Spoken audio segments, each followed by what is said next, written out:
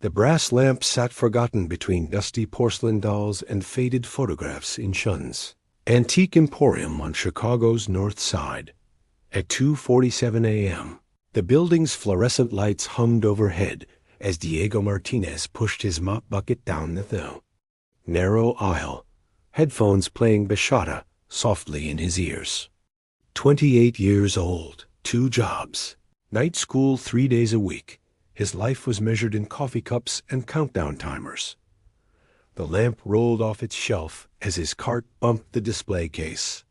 Diego caught it reflexively, his calloused hands recognizing the weight of genuine brass. As he lifted it, examining the intricate engravings, warmth spread through his palms. The metal grew hot, then blazing, forcing him to drop it. Purple smoke erupted from the lamp's spout, swirling upward like a miniature tornado. Diego stumbled backward, knocking over a stack of vintage books. The smoke condensed, taking shape first. Legs in flowing silk pants, then a torso wrapped in midnight blue. Finally a face that seemed carved from starlight and shadow. "Greetings, mortal," the figure said, her voice carrying the weight of centuries. "I am Yasmin, guardian of the eternal flame, keeper of impossible dreams. You have freed me from my vessel, and by ancient law I shall grant you 3 wishes." Diego stared, his exhaustion making the scene feel like a fever dream. He'd been awake for 19 hours straight, had 3 more hours of cleaning ahead, then his construction job at dawn. His brain processed the impossible woman hovering before him with the same detached acceptance he'd given his broken-down car that morning. 3 wishes, he repeated, sinking onto a dusty ottoman. Right. Okay. Yasmin blinked, her eternal composure wavering. In 3 millennia, she'd never encountered such casual acceptance. Humans typically screamed, fainted, or immediately began babbling about gold. This one just looked tired. "Are you not amazed by my power?" she asked, conjuring a handful of diamonds that scattered across the floor like candy. "Do you not wish to test my abilities?" Diego glanced at the diamonds and back at her face. Something in her golden eyes reminded him of his sister Elena, the way she looked when she was trying too hard to impress her demanding professor. "You seem lonely," he said quietly. The diamonds vanished. Yasmin's perfect posture cracked slightly. "I don't understand. You're floating there, doing this whole mystical thing, but you look like you're waiting for something. Like you're hoping. I'll be different from everyone else." Diego stood, brushing dust from his uniform. "How long have you been in that lamp?"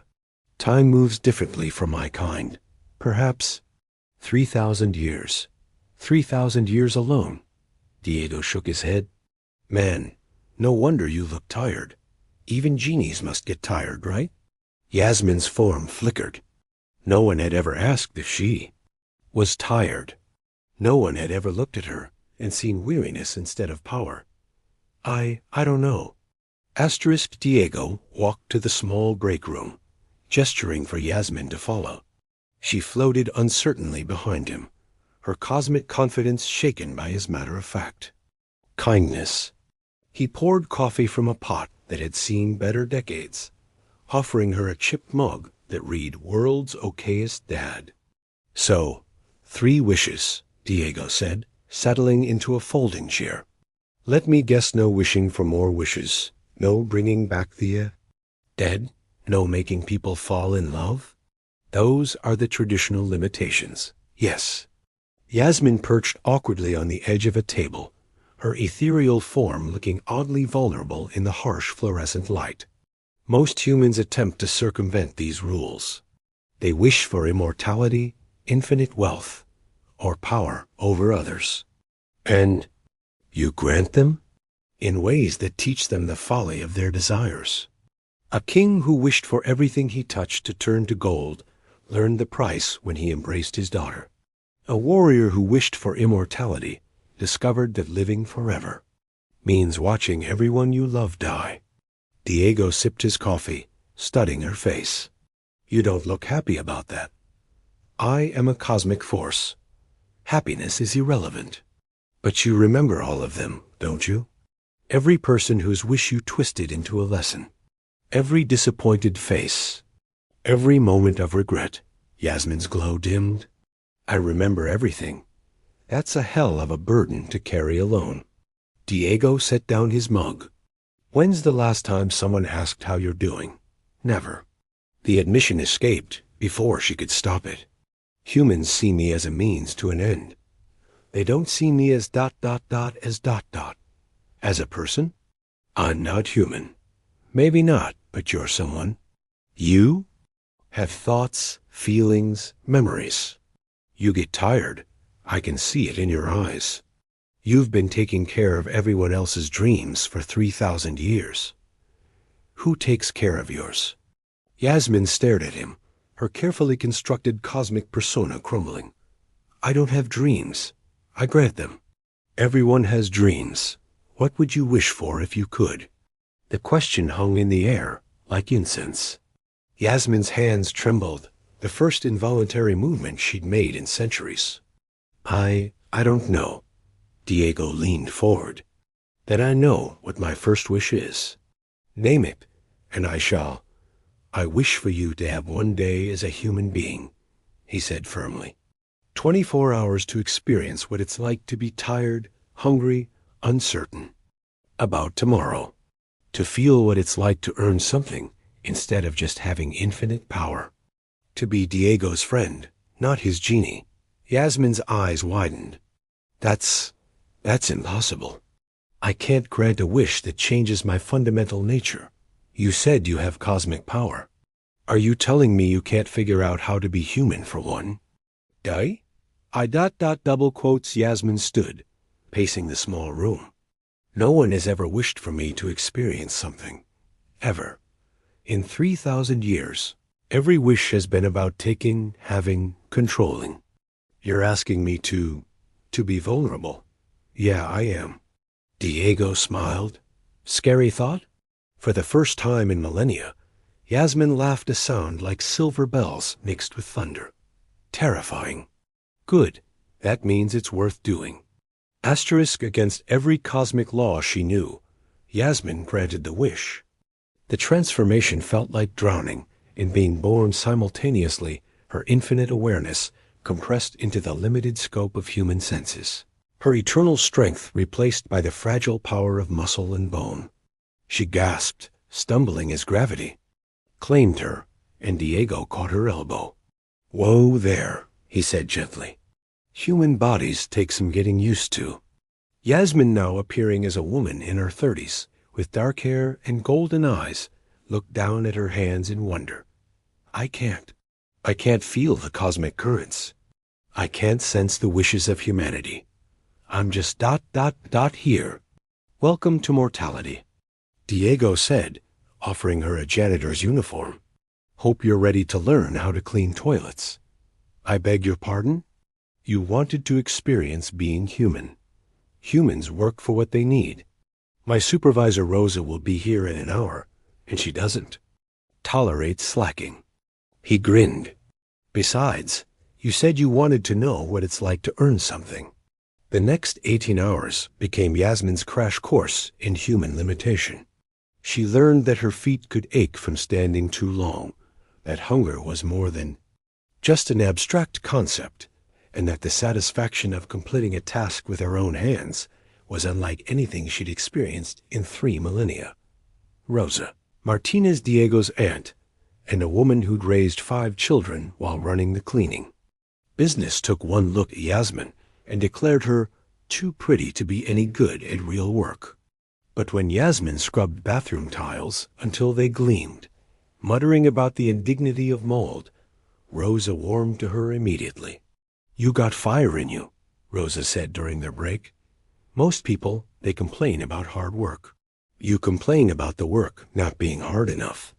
I don't understand why humans find satisfaction in these menial tasks, Yasmin said, though her voice lacked its usual cosmic authority. Because when you do something with your own hands, it's yours, Rosa replied. When you earn your paycheck, you don't owe nobody nothing. That's freedom, Mia. At the construction site, Yasmin learned that Diego's day job involved more than just physical labor. He mediated disputes between workers, translated for the crew's elderly Spanish-speaking Mason, and quietly covered for a coworker going through a messy divorce. She watched him navigate human complexity with the same skill she'd once used to navigate cosmic forces. "You're not just a janitor," she said during lunch, sitting on a steel beam overlooking the city. "Neither are you," Diego replied, unwrapping a sandwich. "You're not just a genie. You're someone who's been carrying the weight of human disappointment for 3,000 years. Yasmin bit into her sandwich, her first real food, and nearly wept at the simple pleasure of taste. "I never understood why humans made wishes for simple things. A good meal, a warm bed, someone to love them.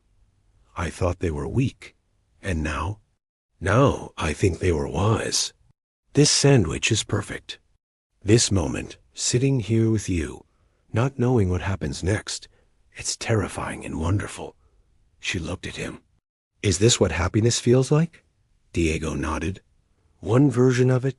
As the sun set over Chicago, Yasmin felt something she'd never experienced, the approach of an ending. Her human day was nearly over, and tomorrow felt uncertain. The sensation was both frightening and exhilarating. "I don't want this to end," she whispered. "That's the most human thing you've said all day," Diego replied. Asterisk. As midnight approached, Yasmin felt the pull of her cosmic nature returning. Her human form flickered like a candle in the wind, and she could sense the boundaries of her borrowed mortality beginning to fray. They sat on the roof of Diego's apartment building, sharing a bottle of wine he'd been saving for a special occasion. "I can feel it ending," she said, her voice carrying hints of its former ethereal quality. "In minutes, I'll be back to what I was before. Any regrets?" "None. For the first time in 3,000 years, I lived in the present moment. I didn't know what would happen next, and that uncertainty was liberating." She turned to him. "I understand now why humans make the wishes they do. You're not greedy or foolish. You're trying to hold on to moments like this."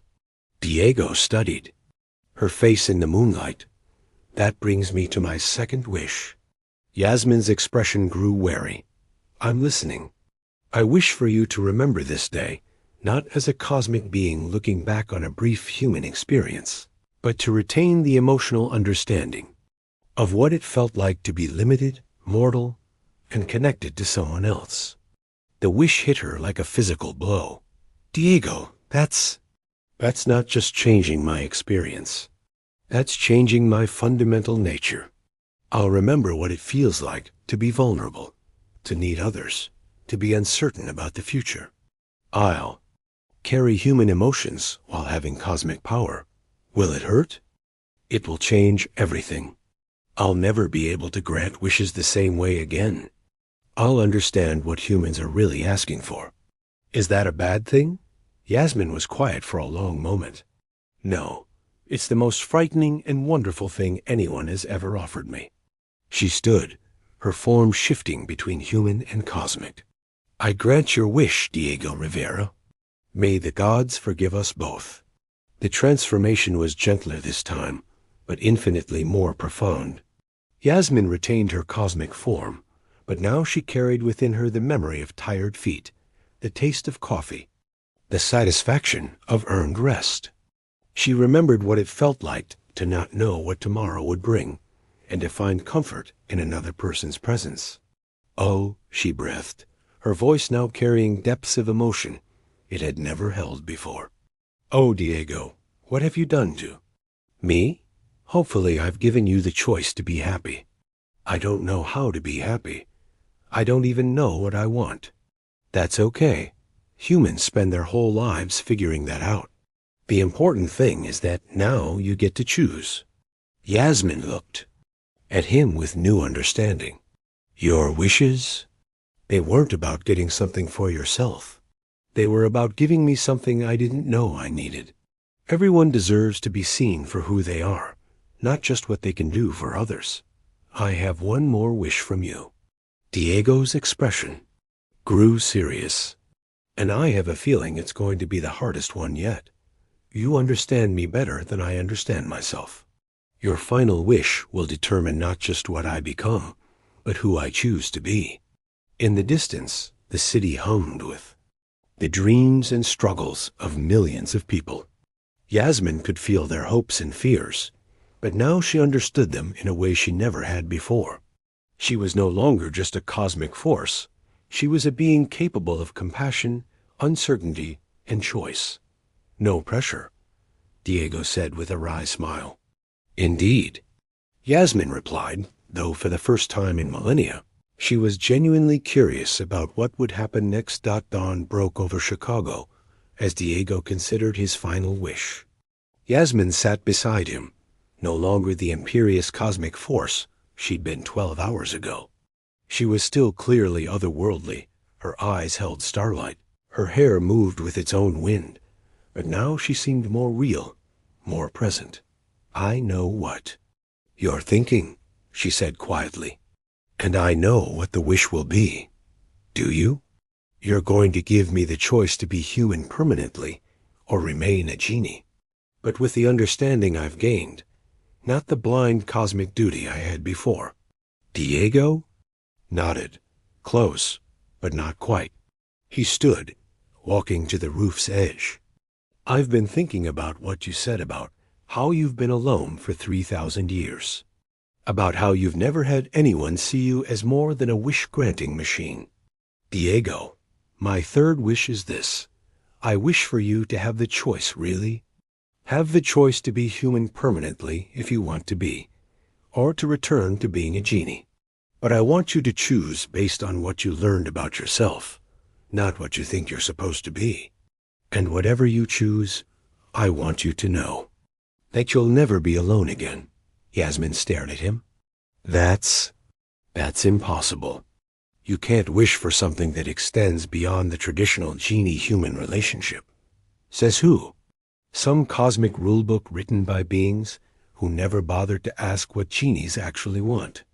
The fundamental laws of magic are apparently more flexible than anyone thought, considering I've already made 2 impossible wishes that you granted." Diego turned back to her. "You said you remember everything. Every wish, every human, every moment of the past 3,000 years. That's not cosmic duty. That's love. You've been loving humanity from a distance, trying to teach them wisdom. Through your wishes, carrying their disappointments and hopes." Yasmin's form flickered. I never thought of it that way. You've been the loneliest being in the universe, and you spent 3 millennia taking care of everyone else's dreams. Someone should take care of yours. But if I choose to be human, I'll lose my power. I won't be able to help others. And if you choose to remain a genie, you'll help them differently than before. Either way, you'll be choosing based on who you are, not what you're supposed to be." The weight of the choice settled over Yasmin like a mantle. She closed her eyes, feeling the cosmic forces within her, the ability to reshape reality, to grant impossible dreams, to touch the lives of countless humans. But now she also felt the memory of tired feet, the taste of coffee, the simple joy of earned rest. "If I choose to be human," she said slowly, "I'll be giving up immortality, infinite power, the ability to grant wishes. But you'll gain the ability to form genuine relationships, to grow and change, to experience uncertainty and discovery. And if I choose to remain a genie, you'll keep your power, but you'll use it with wisdom you never had before. You'll understand what humans really need, not just what they ask for." Yasmin opened her eyes, and Diego saw her decision reflected in their golden depths. "I choose ... double quotes," she paused, smiling. "I choose to remain a genie, but not the kind I was before." "You sure?" "I am. I've spent 3,000 years learning to use my power. With what you've taught me, I can spend the next 3,000 years learning to use it wisely. I want to help humans find what they really need, not just grant what they think they want. Diego felt a mixture of disappointment and pride. I'll miss you. That's the beautiful part of your wish, Yasmin said, reaching out to touch his face. Her hand was warm, real, despite her cosmic nature. You wished that I'd never be alone again. I interpret that to mean our friendship doesn't end here. But you'll be traveling, granting wishes, and I'll be visiting a certain night shift janitor who's working his way through college. Someone needs to make sure you're taking care of yourself while you're taking care of everyone else. Diego laughed, relief flooding through him. So this isn't goodbye? This is the beginning of the first real friendship I've ever had. Yasmin stood, her form beginning to shift back toward the cosmic. Besides, someone needs to meet this Elena you keep mentioning. I want to see if she's worthy of your devotion. You're going to love her. She's studying to be a teacher. Then I'll have to make sure she gets the position she deserves. Yasmin's smile carried mischief now, along with warmth. After all, what's the point of cosmic power if you can't occasionally bend the rules for your friends? As the sun rose fully over Chicago, Yasmin began to fade, not disappearing, but returning to the spaces between worlds where genies dwelt. But something fundamental had changed. She was no longer the cosmic vending machine she'd been for 3 millennia. She was a being with the power to reshape reality and the wisdom to understand what truly needed reshaping. Thank you, Diego Rivera, she said, her voice carrying across dimensions, for seeing me when I couldn't see myself. Thank you for letting me, he replied, for trusting me with your wishes. And then she was gone, leaving only the faint scent of jasmine and the promise of friendship that transcended the boundaries between mortal and divine. 3 months later, Diego graduated from night school with honors. Elena got her dream teaching position, and sometimes, just sometimes, when the night shift got particularly lonely, he'd catch a glimpse of golden eyes in the shadows and know that somewhere in the universe, a genie who'd learned to be human was using her infinite power to help others discover what they truly needed. The greatest magic, it turned out, wasn't granting wishes. It was being seen, understood, and loved for who you truly were. The end.